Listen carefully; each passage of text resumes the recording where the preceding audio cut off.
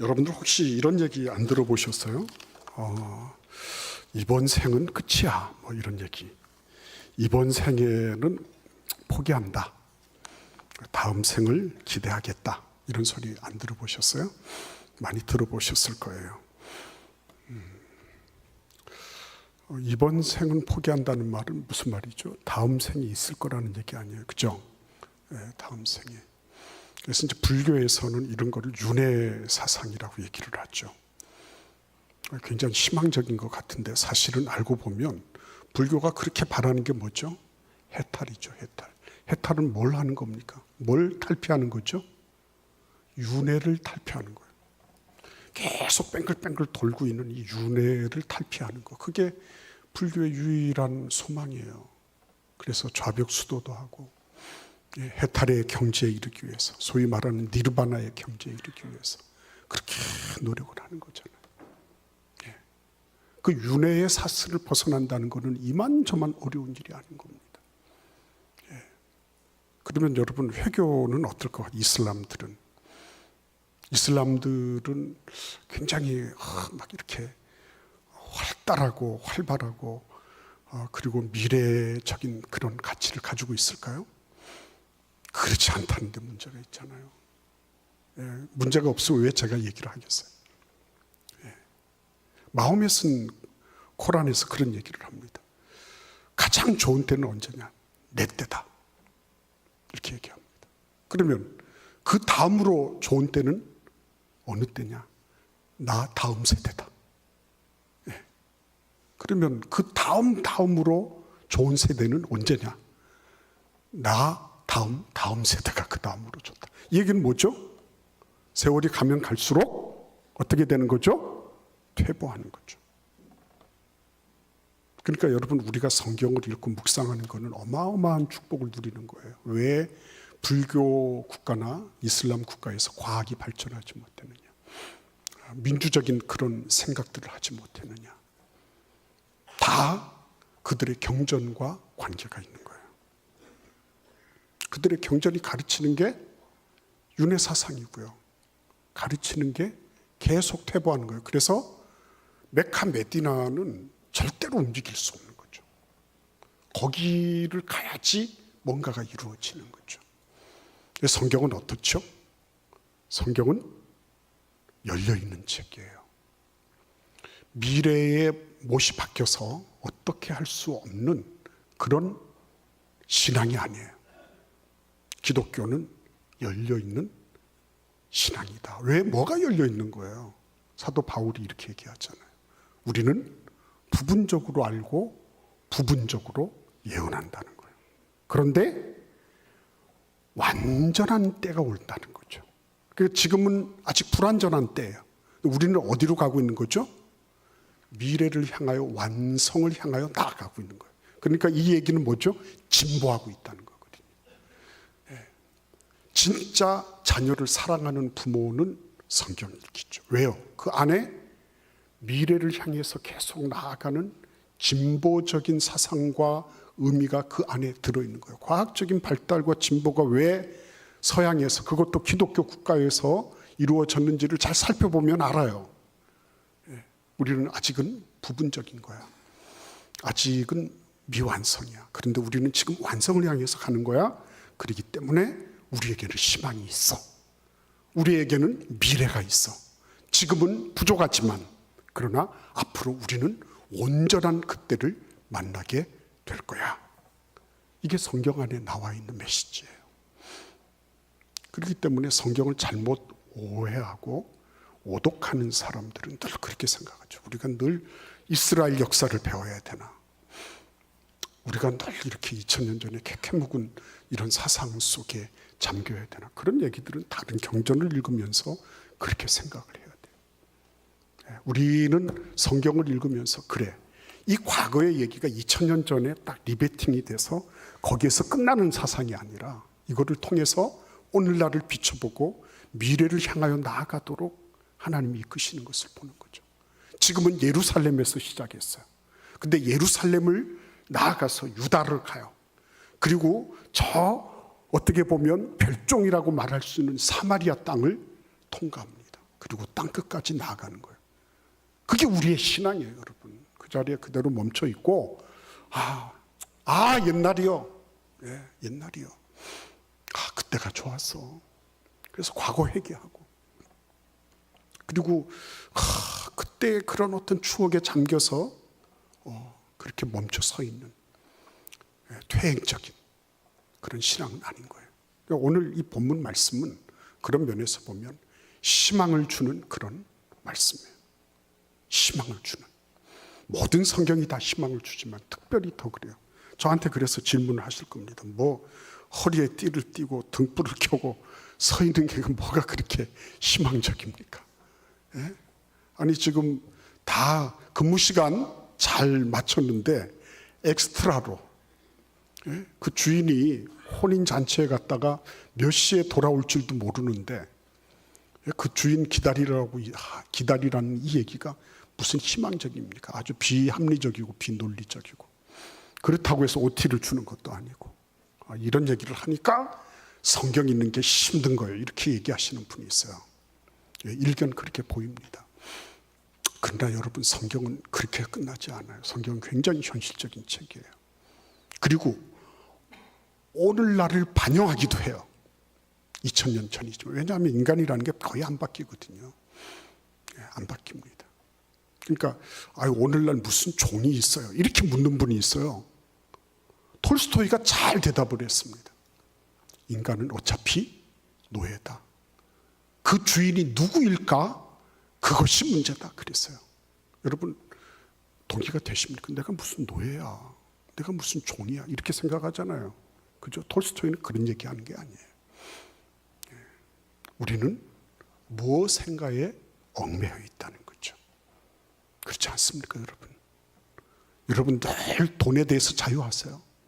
왜 돈벌이 하려고 직장을 다니고 늘 사표 써서 그리고 다니고 왜 그럽니까? 예?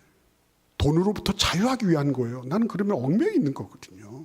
그렇지 않습니까? 예. 나는 그 모든 관계에서 자유롭습니까? 그 사람 생각하면 난 괜히 밥 먹다가도 소화 안 되는 그런 경우가 있어요, 없어요? 나는 그런 관계에서 자유롭지 못하거든요. 뭔가 얽매여 있는 거예요. 심지어는 나는 뭐 이런 거 저런 거 아무 문제 없어요 하더라도 자기에게 묶여 있는 사람이 있어요. 자기의 생각과 자기 사상과 자기의 이전의 경험에 묶여 있는, 자기의 노예가 돼 있는 사람도 있는 거예요. 그러니까 주종 얘기를 한다고 해서 이게 성경이 뭐 오래된 캐캐묵은 옛날 봉건주의 시대를 얘기한다, 그런 소리 하지 마세요. 그건 모르고 하는 소리예요. 우리는 누군가에게 무엇인가의 어떤 환경에 노예일 수 있고 종일 수 있어요. 예. 여러분 인정이 안 되십니까? 나는 그렇지 않은데, 나는 모든 게 자유로운데, 내가 다 주도적으로 모든 것을 다 아는데, 예. 그런 분이 계십니까, 정말로? 전 그런 분을 만나뵌 적이 없어요. 그분들이 그렇게 주장한다 할지라도 가만히 따져 들어가 보면 당장의 문제가 있어요. 당장의 어려움이 있어요. 나는 그러면 자유로우면 영원히 살아야 되네. 아무 건강에 문제도 없이 영원히 살아야 되네. 정말 영원히 살 수 있는 자유로움이 있습니까? 네. 제가 알고 있는 어떤 사회학자가 있어요. 그분은 프랑스에도 유학하고 유수의 대학의 교수도 하고 다 했어요. 저하고 얘기를 하다 보면 어느 순간 딱 막혀요. 어디에서 막히는 줄 아십니까?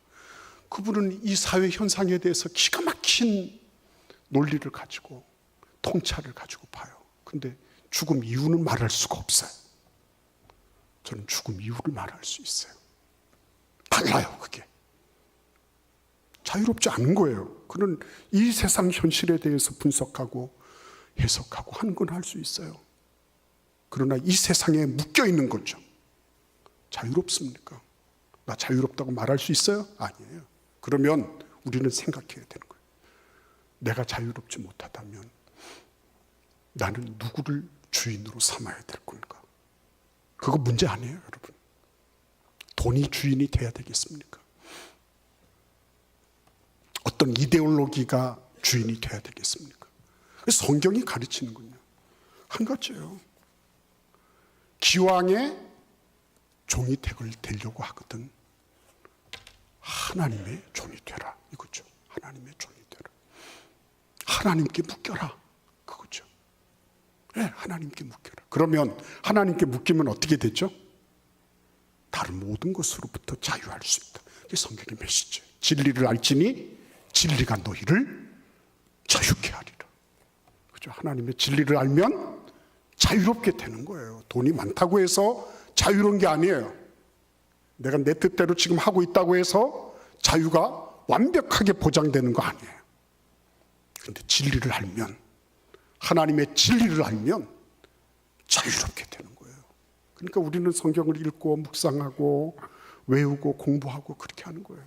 교회를 100만 년 다니더라도 내가 교회에서 예배 드리는 거 말고 나는 여전히 근심, 걱정, 고민거리가 있고, 나는 여전히 직장에서의 나의 모습과 교회에서의 나의 모습이 다르고, 이 사람을 만날 때 모습이 다르고 저 사람을 만날 때 모습이 다르고, 그렇다면 그러면 하나님 앞에 생각해 봐야 되는 거죠. 나는 누구를 주인으로 모시고 살고 있는가. 오늘 이 본문 말씀은 마지막 때의 주인이 오실 때의 종의 모습을 가르치고 있습니다. 근데 종들을 향해서 허리를 띠고 등불을 켜고 주인이 오실 때까지 기다려라 이렇게 말씀하고 있는 모습을 보는 거예요. 이거 참 문제잖아요. 그죠? 비합리적이고 비논리적이잖아요. 그죠? 말이 안 되는 거잖아요. 그죠? 아주 비과학적이에요. 예. 근데 여러분, 이게 정말로 그럴까요? 이게 옛날에 2000년 전에 쾌쾌 묵은 그런 옛날 얘기를 지금 강압적으로 우리에게 하고 있는 걸까요? 어떻게 생각하십니까?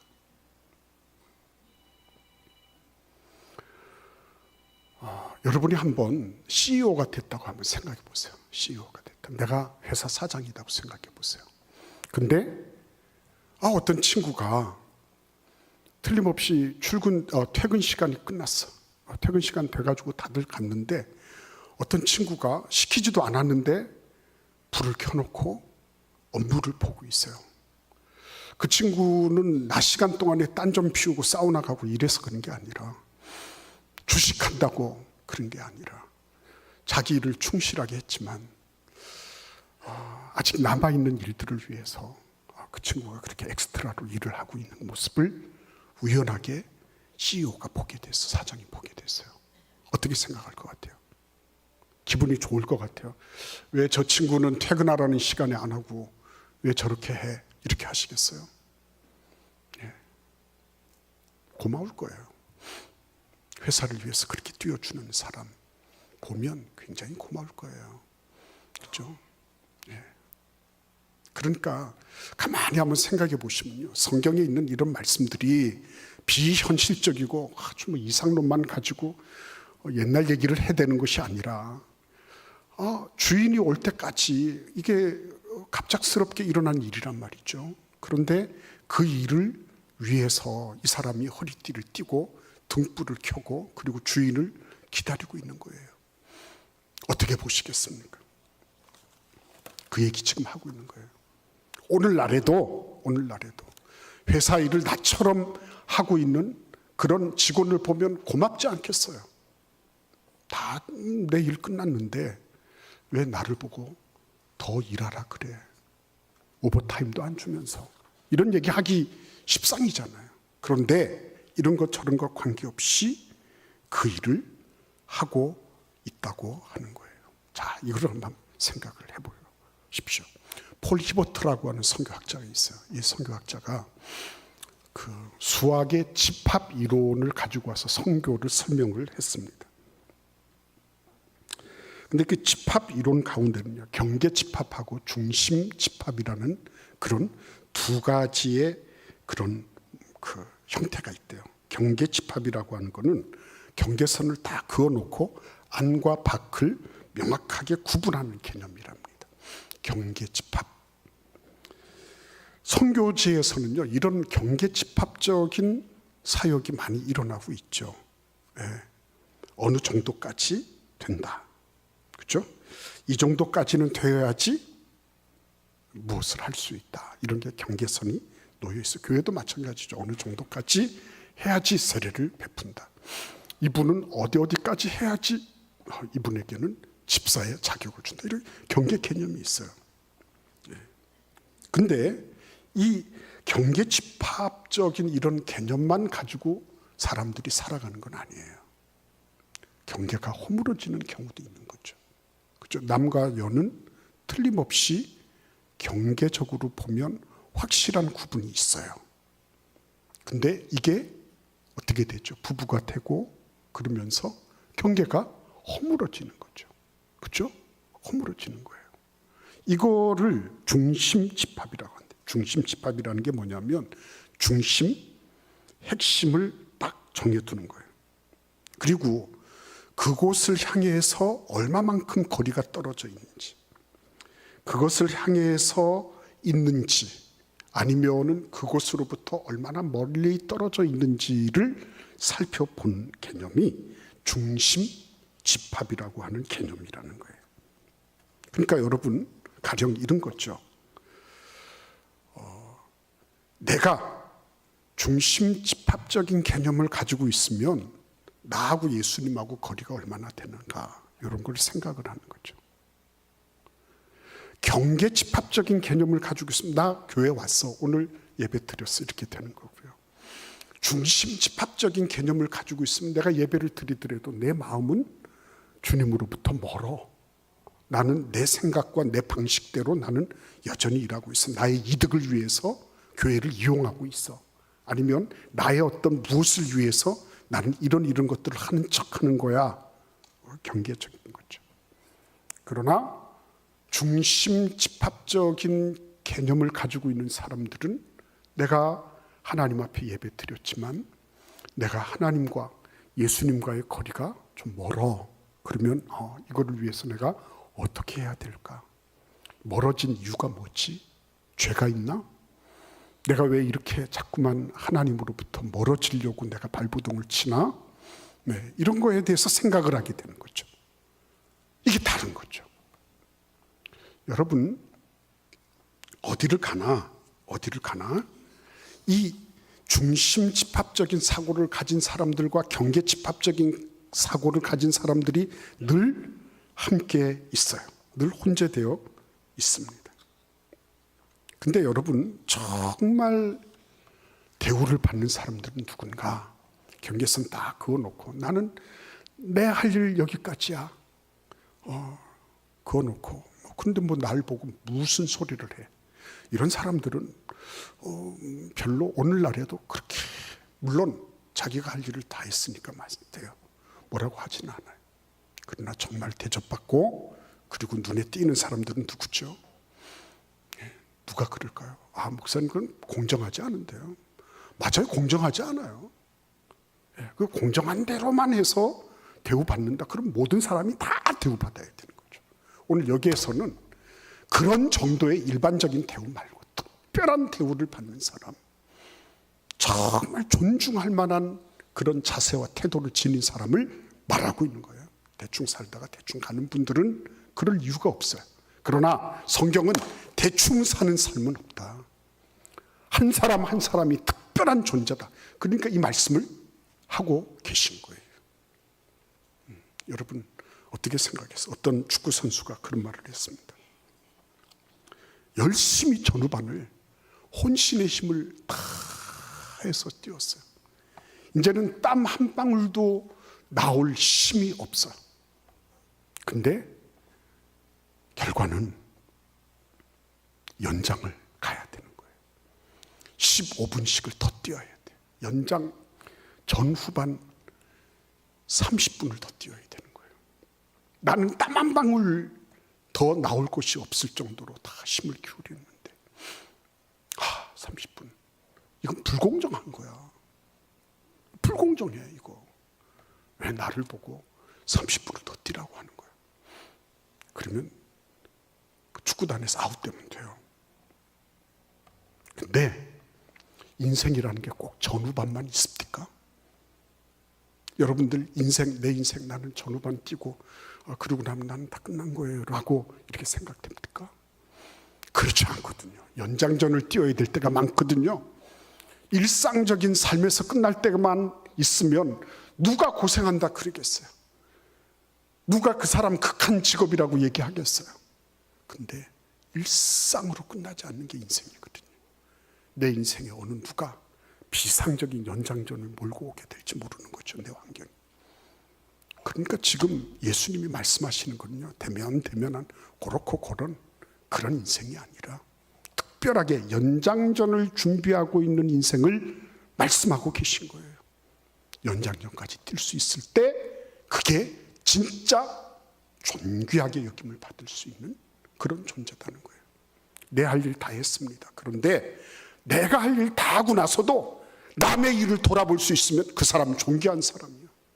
대견하지 않겠어요? 하나님 보실 때. 그래, 내가 할 일 다 했어요. 나도 힘이 다 소진이 됐어. 그렇지만 옆에서 누가 수고하고 고생하고 있어. 그러면 그에게 다가가서, 그래, 나도 힘이 빠졌지만 한번 도와줄게. 얼마나 고마운 거예요. 그 사람이 진짜 존귀한 사람이죠. 그 사람이 진짜 존귀한 사람. 근데 이 존귀한 사람들이 어떻게 나오는 걸까요? 가만히 보면 하나님은 이런 존귀한 이들을 위해서 준비를 하고 계신 모습을 볼 수가 있어요. 하나님은 준비시키고 계시더라고요. 예. 아브라함도 그랬고요, 모세도 그랬습니다. 다윗도 그랬어요. 다들 보면 연장전을 위해서 준비하고 있어요. 그 선수들이 경기장에 딱 나설 때 보면 75세. 이제 셔터 닫고 집으로 돌아가야 될 나이. 그때 이제 셔터 열고 이제 또 연장전 하는 거죠. 모세도 그렇지 않았어요? 80세. 이제 할아버지 같아서, 예, 그래야 되는데 이집트 언어도 다 잃어버리고 옛날에 관계 맺었던 거 다 끊어지고 그랬는데 지금에서야 너 이제 나가 이렇게 하는 거예요. 예, 얼마나 말이 안 되는 소리예요. 근데 일을 하는 거를 보면 연장전 뛴 선수들이 다 하고 있는 거예요. 예? 다윗도 보세요. 이 친구는 어느 날 갑자기 돌멩이 하나 가지고서 영웅이 된 것처럼 보이지만 그렇지 않아요. 하나님이 목장에서 평상시 다 훈련해 놓으셨어요. 예. 그리고 골리앗을 때려 눕히게 해 놓으신 거죠. 그동안에 뭘 준비시키신 거예요? 그러면 그렇죠. 하나님 의지하는 법을 훈련시키셨어요. 다른 거 다 없어요. 예, 다른 거 다 없습니다. 뭐 내세울 만한 배경도 없고요. 뭐 본토 친척 아버지 집을 고향 집을 다 떠나는데 부동산 한 떼기 없고요. 아무것도 없어요. 그런데 누구만 의지하는 거예요? 하나님만 의지하도록 이렇게 준비시켜 놓으셨어요. 다른 거 다 준비됐는데 하나님 의지하는 법을 배우지 못했다. 그거 위기 상황인 줄 아세요? 언제 어느 때 무슨 일이 터질지 우리는 몰라요. 근데 연장전을 위해서라도 하나님 의지하는 법을 내가 배워야 되겠습니다. 우리 아들, 딸들에게 다른 거 없어도 괜찮아. 하나님 계시면 다 돼. 이러한 믿음을 가질 수 있도록 돕는 부모가 있다. 위대한 부모예요. 그 부모가 진짜 잘하는 부모예요. 그러니까 여러분, 엘리야가 갈멜산에서 이기잖아요. 바알과 아세라 선지자 850명을 다 데리고 와서 막 일거에 다 처단해 버리잖아요. 그래서 차차차창 하고 끝났어요. 그러면 이제 와 승리다. 그리고 우리식으로 얘기를 하면 아멘 할렐루야. 그리고 발벗고 자면 돼. 발 씻고 자면 돼요. 근데 그게 아니었습니다. 연장전이 기다리고 있는 거예요. 이세벨이 다 기다리고 있는 겁니다. 네가 지금 우리 선지자들을 그렇게 죽였어. 너 내일 이맘때 너도 이 꼴을 당하게 될 거야. 이랬죠. 이 웅원한 기상을 가지고 있던 엘리야라고 하는 대선지자가 그 얘기 한마디를 듣고 쫄보가 돼버렸죠. 그래가지고 어떻게 합니까? 저 남쪽 사막 네게브 지역까지 가서 그곳에서 쭈그리고 앉아가지고 하나님, 나 죽게 생겼어요. 그냥 이렇게 하지 말고 나를 죽여주세요. 이렇게까지 하잖아요. 근데 하나님 어떻게 하십니까? 까마귀를 보내셔서 먹이시고 다 하셔서 40일 동안 호렙산까지 막 뛰게 하시고 바람과 지진과 불과 그리고 샘이 세미한 음성을 다 듣게 하시면서, 야, 내가 너하고 함께 있어. 그죠? 하나님이 일을 하실 때는요, 꼭 준비시키는 과정이 있어요. 내가 너하고 함께 있어. 바람 속에도 있지 않았어. 그 강도 7이 될지 8이 될지, 그 엄청난 지진에서도 내가 있지 않아. 아주 화염 방사기를 댄 것처럼 그렇게 엄청난 강렬한 불꽃 속에도 내가 있지 않아. 그런데 나는 세미한 음성 속에 있어. 내가 생각할 때 이 음성이 매우 연약한 것처럼 보이지, 말씀을 믿고 의지하는 게 참 현실 기반이 없는 것처럼 보이지, 아니야, 나는 세미한 음성 속에 있어. 이래가지고 이 사람은 어떻게 합니까? 가서 아람으로 가서 하사레에게 기름을 붓고, 그죠? 다 2개국의 왕을 세웁니다. 그리고 자기 후계자까지 다 세워버려요. 이 쫄보가 말이죠. 연장전을 하나님께서 잘 치룰 수 있도록 하나님이 다 해놓으시고, 그 다음에 어떻게 해요? 짜자자잔 해서 드디어는 하사엘도 세우고 예후도 세우고 그리고 엘리사도 세우고, 이런 어마어마한 일을 한 거예요. 그러니까 여러분, 가만히 한번 보십시오. 하나님은 우리를 지금도 준비시키고 계신 거예요. 말씀을 묵상하면서. 그렇죠? 말씀 묵상하면서 내가 십자가를 따르는 40일 여정을 하면서 하나하나 준비시켜 가고 계세요. 우리는 언제 어느 때 무슨 일을 만날지 몰라요. 그러나 한 가지 분명한 것은, 나는 엑스트라를 뛸 수 있는 준비를 지금 하나님께서 시키고 계신 것이다. 분명한 거예요. 그래서 여러분, 오늘 이 말씀 속에 보시면 놀라운 말씀이 있어요. 37절에도 주인이 와서 깨어있는 것을 보면 그 종들은 복이 있으리로다 그랬습니다.